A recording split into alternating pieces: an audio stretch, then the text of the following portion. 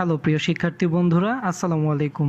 Education ডিকশনারির পক্ষ থেকে তোমাদের সবাইকে জানাচ্ছি আন্তরিক শুভেচ্ছা। আজ আমরা হিসাব বিজ্ঞান প্রথম পত্র থেকে একটি অধ্যায় কার্যপত্র নিয়ে আলোচনা করব। চলো এই অধ্যায়ের একটি সৃজনশীল আমরা দেখে নিই। সৃজনশীল 1, জনাব ইব্রাহিমের 2018 সালের 1 জানুয়ারি তারিখে ব্যবসা শুরু করেন। 31 মার্চ তারিখে সমন্বয়ের পূর্বে খতিয়ানের হিসাব উদ্বৃত্ত ছিল নিম্নরূপ।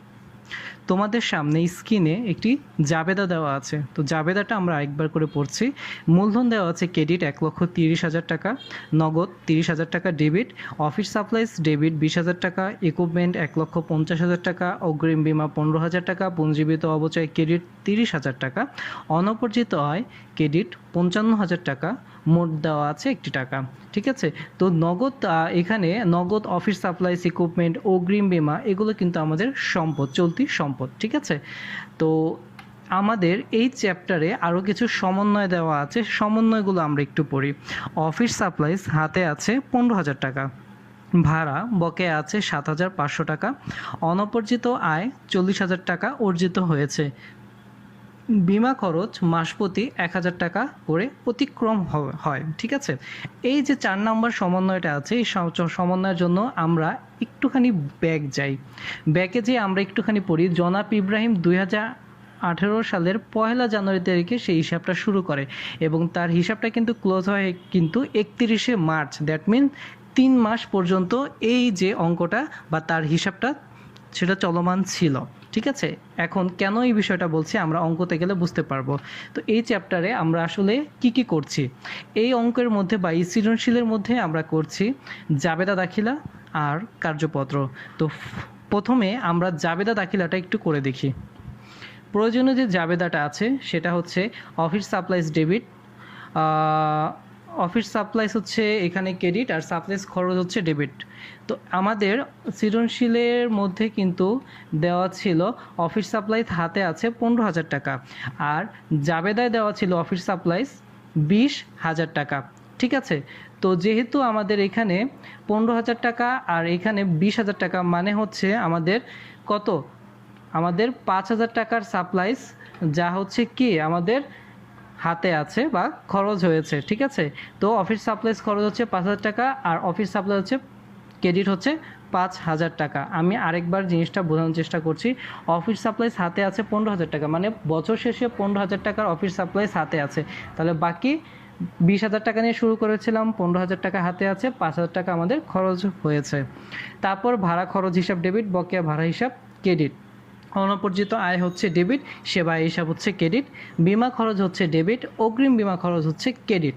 ঠিক আছে, তো এটা হচ্ছে আমাদের জার্নালগুলো যেগুলো হচ্ছে এই সমন্বয়ের উপরে করা হয়েছে। ঠিক আছে, আচ্ছা আমি 2 নম্বর সমন্বয়ে একটা বিষয় ছিল ভাড়া হিসাব ডেবিট, বকেয়া ভাড়া হিসাব credit.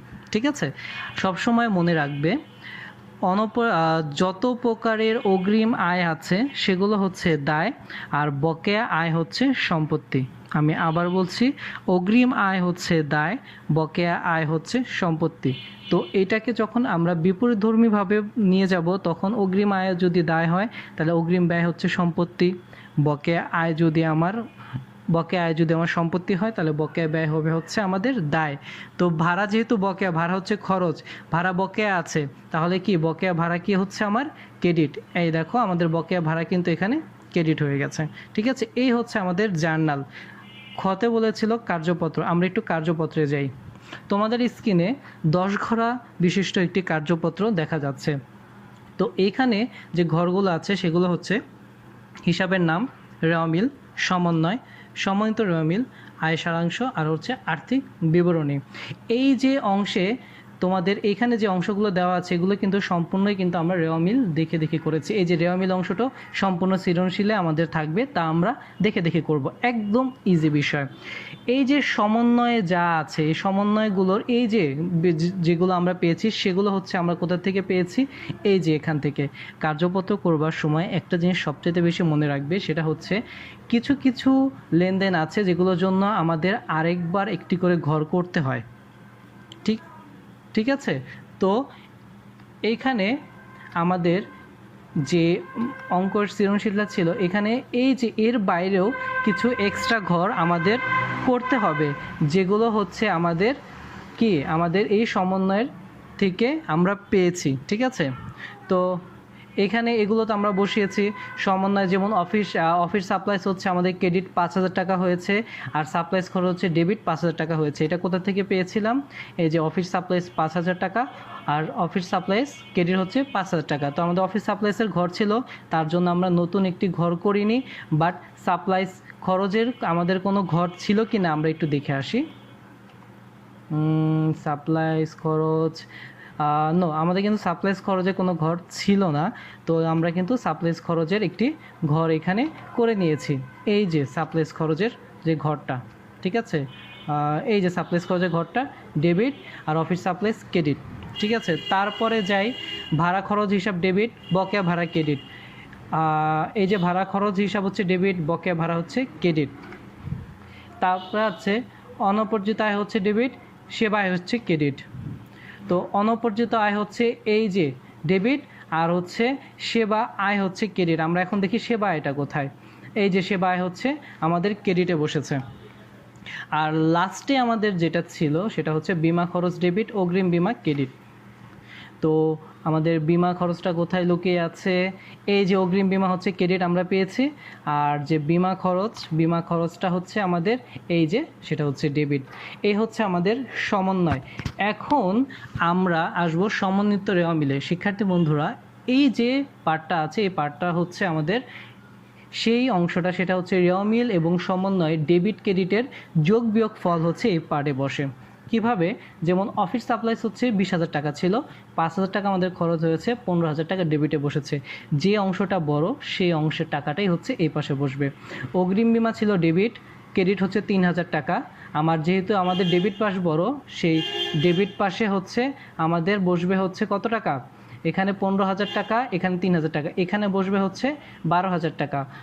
Sorry for my mistake, এখানে হচ্ছে আমি 12,000 টাকা লিখতে একটু ভুল করেছি। এখানে আমাদের 12,000 টাকা বসবে। ঠিক আছে, এখানে আমাদের 12,000 টাকা বসলো। তো আমরা আবার আমাদের প্রেজেন্টেশনে যাই। ঠিক আছে, 12,000 টাকা, এখানে 3,000 টাকা মাইনাসে 12,000 টাকা বসেছে। তো বাকিগুলো সব হচ্ছে এভাবে বসেছে, যা যা আছে যোগ বিয়োগ ফল। পরের যে অংশটা আছে আয় বিবরণী। এই আয় বিবরণীতে হচ্ছে আমাদের আর্থিক অবস্থা বিবরণীতে যে আমরা আয় ব্যয় হিসাবটা করি, সেই হিসাবটা হচ্ছে এখানে। আমাদের এই যে লেনদেনের হেডগুলো আছে সেগুলো কোনটা কোন লেনদেনে যাবে, আয় ব্যয় না আর্থিক অবস্থা বিবরণী, তাই হচ্ছে এই দুইটা ঘর, আয় ব্যয় বিবরণী আর আর্থিক বিবরণীতে। যেমন নগদ, এটা হচ্ছে আমাদের চলতি সম্পদ, এই যে আয় ব্যয় ও আর্থিক অবস্থা বিবরণীতে গিয়েছে। অফিস সাপ্লাইস আর্থিক অবস্থা বিবরণীতে গিয়েছে। ইকুইপমেন্ট আর্থিক অবস্থা বিবরণীতে গিয়েছে। অগ্রিম বীমা হচ্ছে সম্পদ। ঠিক আছে, অগ্রিম ব্যয় সেটা হচ্ছে সম্পত্তি, এর জন্য সম্পদে এসেছে। পুঞ্জীবিত অবচয় দায় পাশে চলে গেছে।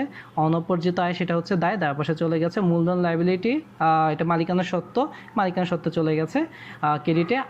সাপ্লাইস খরচ হচ্ছে ডেবিট, খরচে চলে গেছে। বকেয়া ভাড়া হচ্ছে ডেবিটে চলে গেছে হচ্ছে খরচে। বকেয়া ভাড়া, ঠিক আছে, ভাড়া খরচ ডেবিটে চলে গেছে। বকেয়া ভাড়া হচ্ছে 7,500 টাকা, এটা হচ্ছে বকেয়া আয় হচ্ছে সম্পত্তি, বকেয়া ব্যয় এটা দায়ের জন্য দায় পাশে চলে গেছে। সেবা আয় হচ্ছে আয়, সেটা হচ্ছে আমাদের আয় পাশে এসেছে। বিমা খরচ হচ্ছে ব্যয় পাশে এসেছে আয় ব্যয় বিবরণীতে। তো এখন এই সবগুলো যোগ করে আমাদের এইখানে ক্রেডিট পাশে 40,000 টাকা বেশি, 40,000 টাকা, এবং দুই পাশে আমাদের মেলানোর জন্য সবসময় আমরা অ্যাকাউন্টিংয়ে যা করি তাই এখানে করে 40,000 টাকা লিখেছি। তো আমাদের দেখা গিয়েছে আমাদের আর্থিক আয় ব্যয় বিবরণীতে ডেবিট পাশে 24,500 টাকা কম আছে, যেটা আমরা পার্থক্য বলি, সেটা হচ্ছে আমাদের নিট মুনাফা, এর জন্য আমি লাল করেছি। শিক্ষার্থী বন্ধুরা, এই জায়গাটা একটু বেশি ভালো করে মনোযোগ দিয়ে শুনবে। আমাদের আয় ব্যয় বিবরণীতে যদি পার্থক্যের টাকা ডেবিটে বসে, সেটা আমাদের আর্থিক অবস্থা বিবরণীতে ক্রেডিট পাশে বসবে। আর আয় ব্যয় বিবরণীতে পার্থক্যের টাকা যদি আমাদের ক্রেডিট পাশে বসে, তাহলে সেই টাকাটা আয় ব্যয় বিবরণীতে ডেবিট পাশে বসবে। ঠিক আছে, যদি আমাদের যাবতীয় সব কিছু ঠিক হয়ে যায়, তখন দেখবে আমাদের কার্যপত্রে আর্থিক অবস্থা বিবরণী সম্পূর্ণটা মিলে গেছে। তো শিক্ষার্থী বন্ধুরা, আজ আমরা আর্থিক অবস্থা কার্যপত্র থেকে একটি সৃজনশীল সলভ করলাম। ইনশাল্লাহ আমাদের পরবর্তী যে ক্লাসটা হবে, সেই ক্লাসে আমি কার্যপত্রে আরেকটি সৃজনশীল সলভ করব এবং কার্যপত্র নিয়ে আরেকটু বেশি ডিপলি বোঝানোর চেষ্টা করব। তোমাদের এই ক্লাস নিয়ে যদি কোনো রকম প্রশ্ন থাকে অবশ্যই আমাদের মেসেজ অপশনে জানাবে। আমরা চেষ্টা করব তোমাদের প্রতিটি প্রশ্নের সঠিক উত্তর দেবার জন্য।